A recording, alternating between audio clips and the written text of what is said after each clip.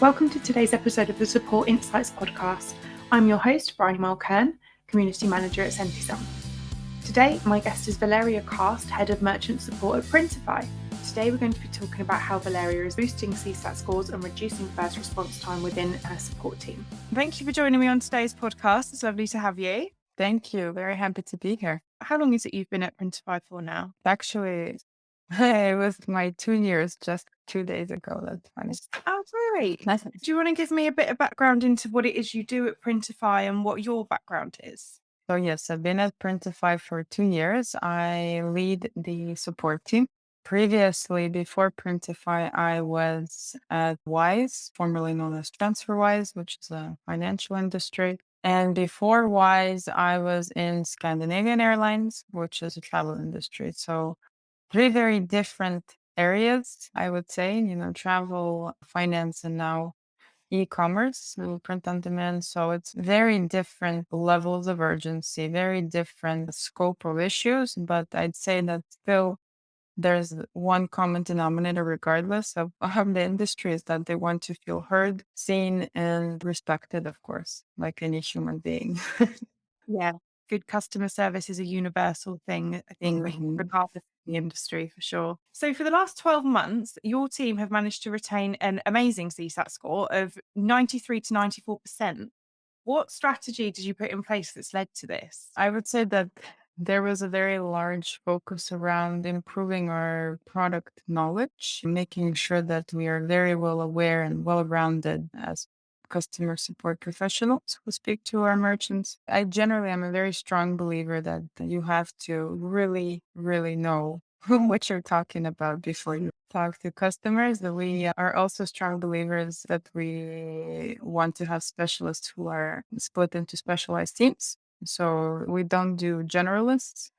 We do specifically specialized teams who focus on different topics. And I think that that also improves us looking at the problems at a more granular level. So when you have generalists, you very frequently, in a way, I guess, have a lot of things slip through the cracks. I think that has been my experience working previously with generalist teams. So specialized teams, they on a daily basis, they look at the problems in a very precise and clear way. So they outline the top contact drivers based on their specialization. They see what triggers it. They work with product teams. They work with other teams who support them in decreasing those types of tickets. And also, if it's something to do with quality of the support provided by the agent per se, then that's also something that's tackled by our training team. What kind of specialists do you segment your agents into? It always depends on the industry you're at, of how you want to split it. But for us, we split it based on orders, right? So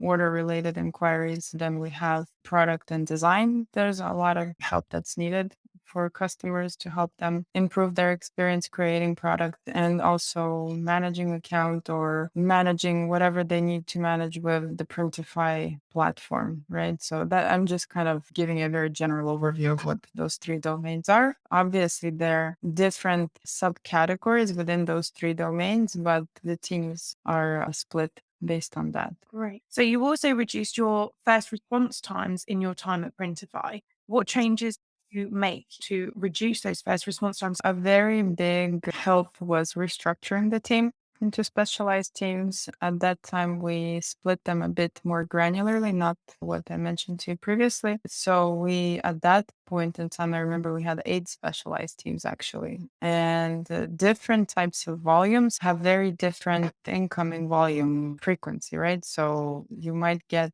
3 account management, for example, related questions to 10 order related questions, right? Hence, you improve your scheduling efficiency with that. So what I did is I created a scheduling team, workforce management team that was specifically responsible for ensuring that we are scheduling as efficiently as possible based on the incoming volume, based on the customer's demand, right? So basically, at the end of the day, the target was to meet the demand with the capacity that we do have. And of course, also, we took hiring very seriously. We grew the team wherever it needed to grow but we made sure that we didn't just add a bunch of people randomly. We really wanted to make sure that we're adding it based on the new structure that supported meeting the demand of the different domains. Right. Okay. So when you're doing this hiring process, are you hiring based on their background within that specialty? Like if they've dealt with a lot of account sort of related issues in their industry before, or is that something you're teaching afterwards?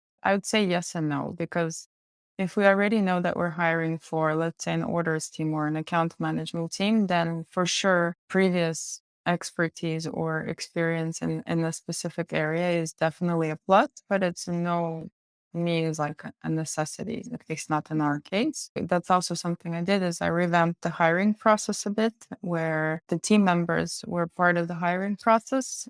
We didn't leave it just to recruitment team or one hiring manager. We made sure that the vibes, let's see, that the people get from that person were, let's say, on point, and that we felt that the person would fit into our team, because at the end of the day, they would need to be working with that person. They would be the ones that consistently interacting. And that's why it was essential to include all the necessary people in the hiring process. I would just say that to summarize, what we did was we outlined what is our unicorn, what kind of unicorn are we looking for, and outline the main qualities and what we want to find in that unicorn. And we were just hunting with each interview. And now I could probably say that the team did a tremendous job at hiring the right people. We have a very good team. It's a large team, but it's a high quality, very empathetic group of professionals. Yeah, this is something that I think is quite consistent in customer support teams is they hire a lot of it based on the vibe check, on the culture fit.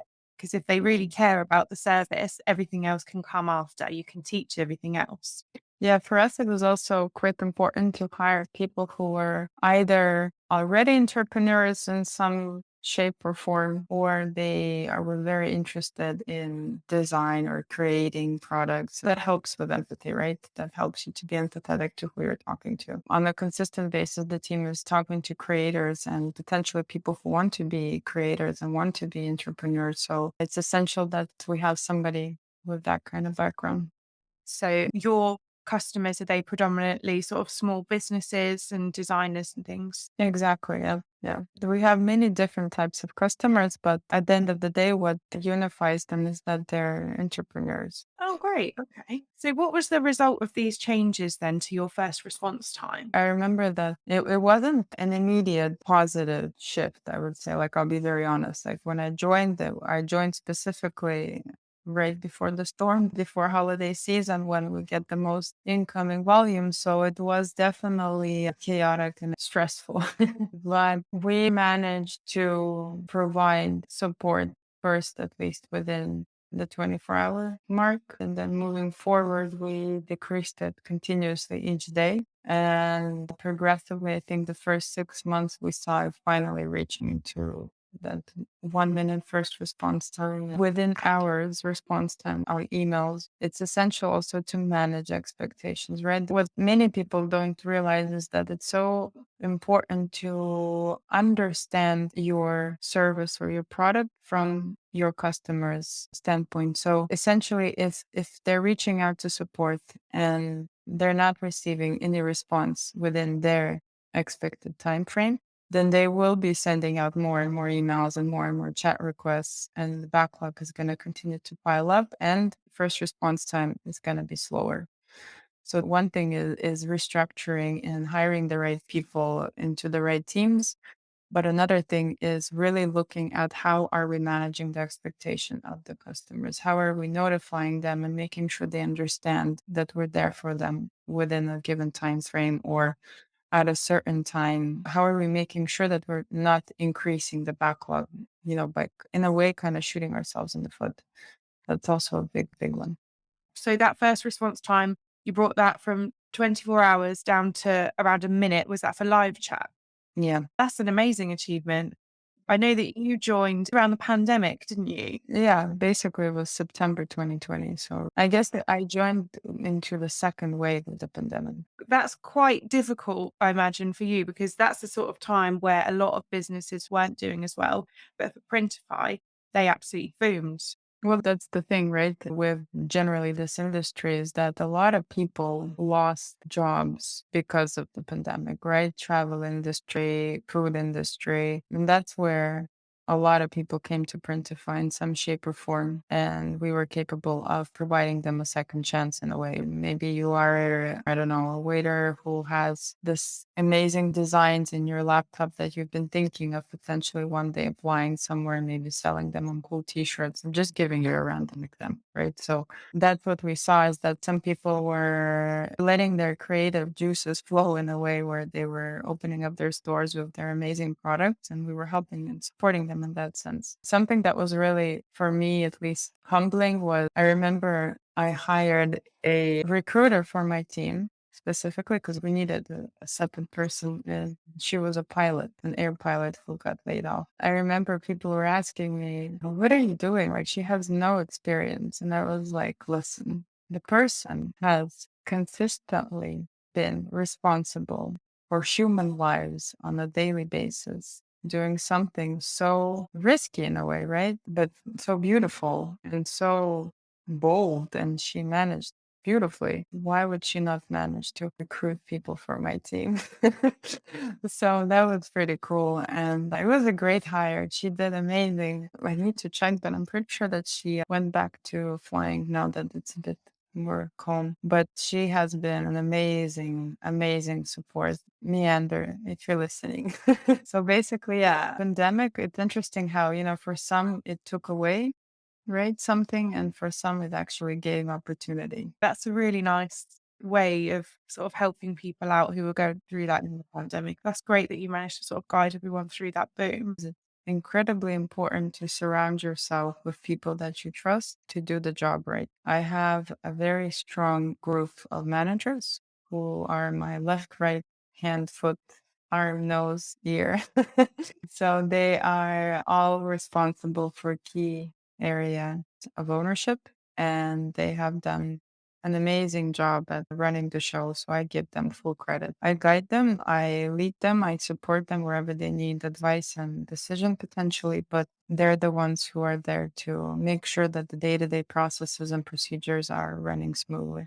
That's brilliant. It is all about the people at the end of the day, isn't it? Mhm. Totally. So we spoke briefly about your CSAT score. So you've retained it at 93, 94% for the last 12 months. What was it before that, if you don't mind me asking? When I joined, it was 84 or 83, I think, roughly that. Okay, so that's quite a big increase then. And to sustain that over 12 months, that's really impressive. Yeah, yeah, that has been a very uplifting change, I'd say, because you see it immediately in the feedback and the reviews that we get from customers. Because I remember when I joined Printify, I went through our social media comments and questions from customers. I wanted to understand how the people feel, right, about the product and about the service. Basically, the feel and the vibe about the product or the service itself was skewed so much by the quality of the support, the response time of the support. And I was like, "Ugh." Like somebody will read that and think, well, Printify is crap because of,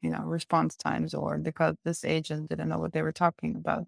That could be a massive, like, let's say, turn off for somebody shopping around for platforms to use. So that's why, if anything, I wanted to make sure that we don't interfere with Printify growth and popularity or, let's say, reputation online, and making sure that we, if anything, are helping to retain existing customers and gain new customers because we have a great support team. And that's exactly what we're doing now. Yep, support is definitely the understated growth and retention tool. It is so much more than just providing the customer service when things go wrong. It can be the reason your business grows Mhm. or the reason that it doesn't. Exactly. So, what advice would you give to other businesses who are looking to improve their CSAT scores? Well, before I would give them any advice, I'd probably ask them like 4 or 5 questions Yeah. of what is being done to kind of understand what's triggering for CSAT. I think that we're moving more and more towards the era of listening to our customers and building products around what they want rather than doing it the other way around, which I think is more of the 20th century way, right? They build something and then they try to get people to use it, which is cool, but if you ask me, not always the best approach. If you apply snippets of that approach to building for the customer demographic that you're targeting, I feel like that is a smarter and more guaranteed successful way. And naturally, if you look at CSAT, if you look at NPS, if you look at customer effort score, if you generally collect the voice of customer in whatever shape or form, usually you should have several, not one, then you will understand. If you do customer interviews, right? If you have a researcher in your team who's consistently interacting with customers, use that to your advantage. If you don't have time to yourself, sit down and discuss something with customers. So it's generally important to talk to your customer. So understand what the customer wants and implement changes based on that rather than the other way around.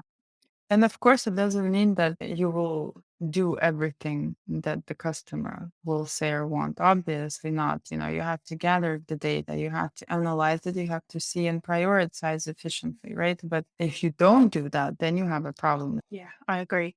Do you work quite closely with product then and Yeah. in sort of making changes for the customers? Yes, we work very closely with product and generally other external teams outside of support. We have several initiatives on the support team that are highlighting the most key problematic areas. And we make sure we quantify this so that the other teams can understand not just how what they're building is potentially a cool or not cool feature, but making sure that they understand that it's either impacting our growth or not, whether it's costing us or not. So when you do it that way, it's easier to prioritize next steps in the strategy when you have a very clear understanding, not just of the sentiment in the customer, but potential also financial impact.